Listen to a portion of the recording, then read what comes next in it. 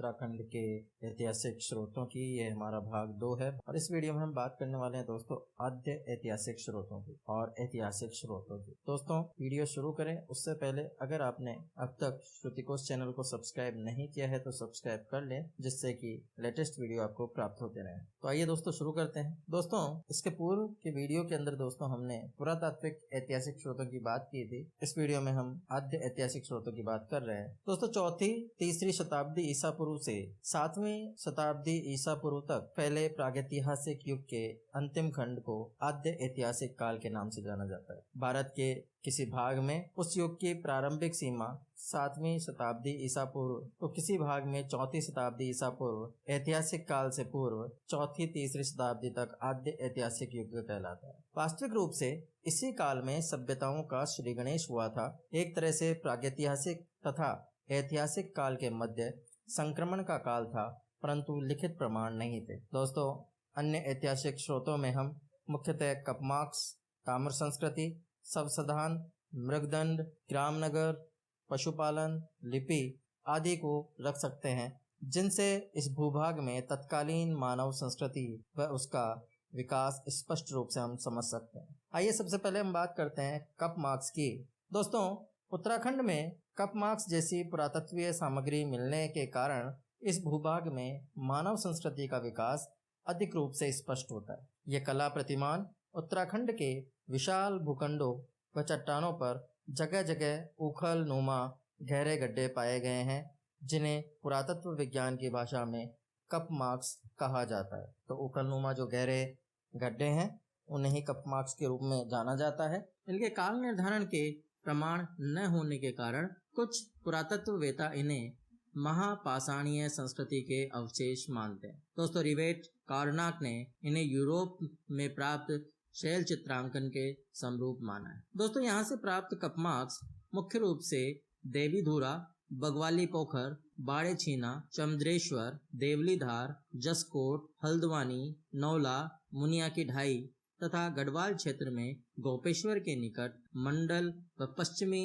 नयार घाटी के ग्वाड़ नामक स्थान में ओखली प्राप्त हुई है। दोस्तों अगर हम आगे बात करें तो जनपद अल्मोड़ा में बगवाली पोखर के निकट सकुन गांव के पश्चिम में चट्टान पर से एक स्थान पर 5 व एक स्थान पर 41 3 संयोजन में उत्कीर्ण है।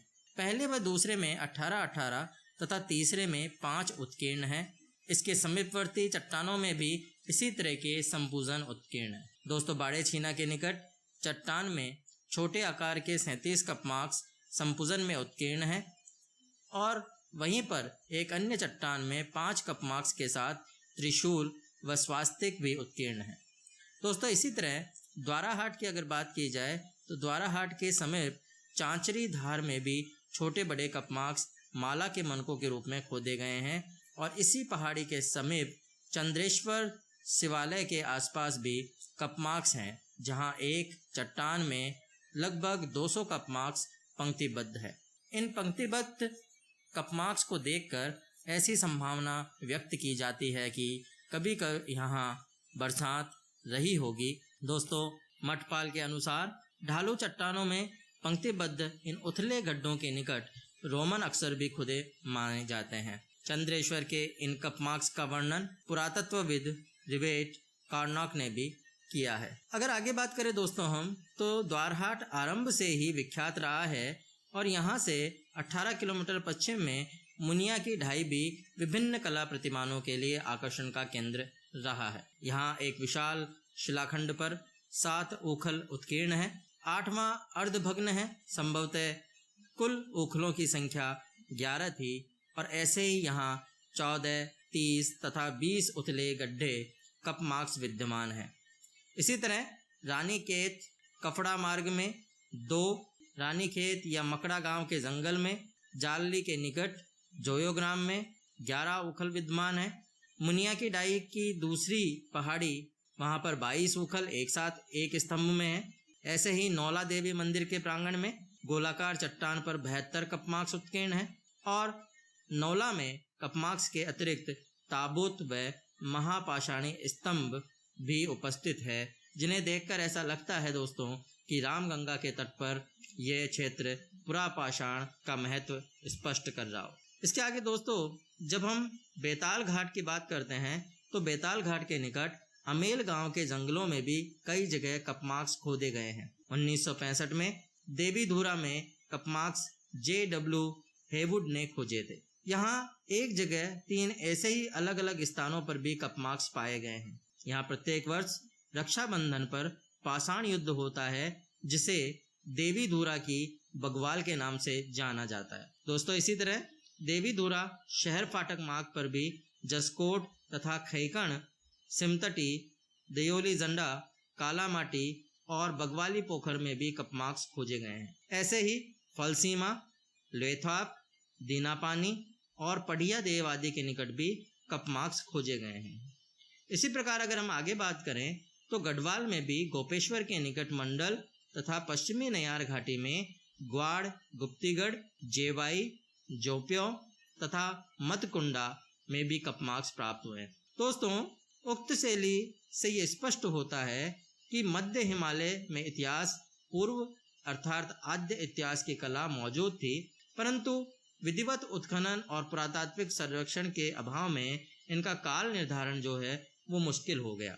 कुछ लोग दुर्गम स्थान व चट्टानों पर बने कपमार्क्स का संबंध उत्तर प्रस्तर कल्प से जोड़ते हैं तो कोई प्राचीन लिपि बतलाते हैं, किंतु इनका संबंध उत्तर प्रस्तर कल्प से जोड़ना सर्वथा अनुचित होगा। दोस्तों डबराल जैसे कुछ विद्वान इन कपमार्क्स को नवाश्मयुगीन या जिसे हम नियोलिथिक भी कहते हैं होने की संभावना व्यक्त करते हैं, क्योंकि दक्षिण भारत में इस प्रकार के पुरातत्व शेष नवाश्मयुगीन संस्कृति के बताए जाते हैं। इसलिए आद्य ऐतिहासिक काल में घुमंतु मानव समाज ने इनको उत्कीर्ण किया होगा, कब किया होगा ऐसा निश्चित ज्ञात नहीं होता। दोस्तों आइए अब हम ताम्र संस्कृति की बात करते हैं। दोस्तों उत्तराखंड में ताम्र संस्कृति अति प्राचीन मानी गई है। मुख्यतः यह संस्कृति ऊपरी गंगा घाटी में पाई गई है, जिसका अगर उदाहरण हम देखें तो हरिद्वार से लगभग 13 किलोमीटर पश्चिम में बहादुराबाद से प्राप्त ताम्र उपकरण जैसे बैंड व मीना बैंड के भाले, कुल्हाड़ियाँ, तलवारें, भालों की कुंदे वाली नौकें तथा कड़े आदि प्राप्त हुए हैं, लेकिन इनसे ये स्पष्ट नहीं हो सका कि उस सभ्यता के लोग इनका उपयोग किस प्रकार करते थे। इन ताम्र उपकरणों के साथ गैरिक भांड, सदृश लोहित मृद्भांड भी प्राप्त हुए थे। कुछ विद्वान इन उपकरणों को नर्मदा तथा गोदावरी घाटियों से प्राप्त पोटरी के समरूप मानते हैं। दोस्तों ऊपर वर्णित ताम्र उपकरण उत्तर प्रदेश के राजापुर, परसू, फतेहगढ़, बिठुर, परिथार, बिसोली, सरथोली तथा शिवराजपुर से भी प्राप्त हुए हैं तथा उत्तर प्रदेश से बाहर विंध्य प्रदेश, मध्य प्रदेश, हैदराबाद, बिहार, पश्चिमी बंगाल और उड़ीसा से भी प्राप्त हुए हैं। दोस्तों कठोज कहते हैं कि उत्तराखंड का पाद प्रदेश नसीरपुर, अम्बखेड़ी जिला सहारनपुर व राजपुर, परसू जिला बिजनौर से भी बहादुराबाद की तरह के ताम्र उपकरण प्राप्त हुए हैं, जो वर्तमान में गुरुकुल कांगड़ी विश्वविद्यालय के संग्रहालय में संग्रहित। दोस्तों एक ताम्र उपकरण जनपद अल्मोड़ा तथा 8 ताम्र उपकरण जनपद पिथौरागढ़ के बनकोट से प्राप्त हुए थे। बनकोट में प्राप्त ताम्र उपकरण वर्तमान में राजकीय संग्रहालय अल्मोड़ा में है। कुछ विद्वानों ने इन्हें यशीर कुठार तथा अनुष्ठान में प्रयुक्त परशुपुरुष माना है तथा कुछ इन्हें मानव कृति नहीं मानते हैं।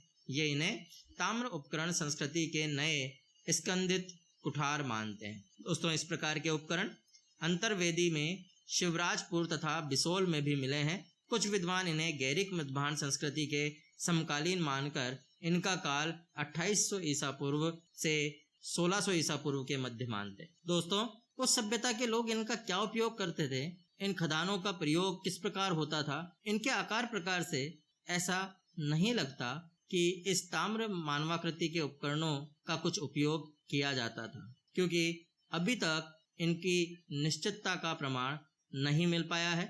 लेकिन इतना निश्चित है कि ताम्र संस्कृति के निर्माता उत्तराखंड में ही थे, क्योंकि ताम्र खनन के दर्जनों स्थान यहाँ स्थित है और यह कार्य मुख्यतः आगरी या टमट जाति के लोग करते थे।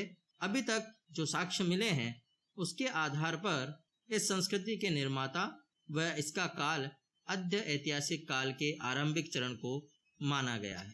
नेक्स्ट बात करते हैं दोस्तों हम शवाधान की। उत्तराखंड के विभिन्न स्थानों से महापाषाणीय समाधान भी खोजे गए हैं, जिनमें सर्वप्रथम 1956 में शिव प्रसाद द्वारा मलारी में खोजे गए थे। 1948 में किन्नौर के लिप्पा गांव में राहुल द्वारा तथा यशोधर मठपाल द्वारा जिला अल्मोड़ा में पश्चिमी रामगंगा घाटी, नौला, जैनल आदि गांवों में भी समाधान खोजे गए। दोस्तों नीति घाटी में स्थित मलारी के समाधान मंडलाकार हैं तथा शवों के चारों ओर अनगढ़ शिलाएं खड़ी कर उसे बड़े बड़े पटालों से ढका गया है। दोस्तों समाधानों में मनुष्य, घोड़ों, मेढ़ों के कंकालों के साथ सिर के निकट मृतिका पात्र, तस्तरियां, टोंटी व कुतुब थे। कुतुबों पर चमकदार पॉलिश व हत्थे पर मोनाल का चित्र बना है। शवों को घुटने मोड़कर औंधा लिटाया गया था, जिन्हें विद्वान किसी पशुचारक जाति की समाधियां मानते हैं। इस तरह के उदाहरण 2000 ईसा पूर्व ईरान, अफगानिस्तान और मध्य एशिया के देशों में भी पाए गए हैं। दोस्तों मृतिका शवों के अतिरिक्त यहाँ पर लोहोपकरण, पशु कंकाल, कुत्ते, बकरी व भेड़ आदि भी पाए गए हैं। इसी तरह नौला, जैनल के शवाधानों से यह पता चलता है कि ये लोग कृषि और पशुपालन जीवी थे, जो लगभग 250-300 वर्षों पूर्व यहाँ रहते थे। यहाँ के समाधानों को शिष्ट बरियल तथा अर्ण बरियल कहा गया है। दोस्तों इन शवों के साथ मलारी की तरह विभिन्न मृतिका पात्र चित्रित मृदभांड या लाल रंग के इन स्थलों के अतिरिक्त भी जिला अल्मोड़ा में इस महापाषाणीय संस्कृति के उदाहरण मौजूद है। दोस्तों अभी तक इनका विस्तृत परीक्षण नहीं हो पाया है, फिर भी महा संस्कृति का प्रतीक इन्हें माना जाता है, जो खशों की संस्कृति थी, क्योंकि द्वितीय शताब्दी ईसा पूर्व मध्य हिमालय खशों की अनेक जातियों का केंद्र हुआ करता था और इस महासंस्कृति के पश्चात उत्तराखंड में चित्रित धूसर मृदभांड का समय माना गया है, जो अलकनंदा घाटी, काशीपुर, रामगंगा घाटी व पुरोला से प्राप्त हुए हैं। इस चित्रित धूसर मृदभांड संस्कृति को विद्वान महाभारत कालीन आर्यों के साथ जोड़ते हैं, जिसका काल प्रथम शताब्दी ईसा पूर्व माना जाता है। दोस्तों आइए अब हम ऐतिहासिक स्रोतों के बारे में भी बात कर ले, जिनमें मुख्यतः पुराभिलेख, मुद्राएं, स्मारक तथा कलाकृतियां, समकालीन आकृति चित्र, रेखा चित्र, कलात्मक चित्र व शासनादेश आदि हैं। दोस्तों पुराभिलेख में शिलाओं, शक्ति स्तंभों, प्रतिमाओं, ताम्रपत्रों आदि में उत्कीर्ण पुराभिलेख अत्यंत महत्वपूर्ण है।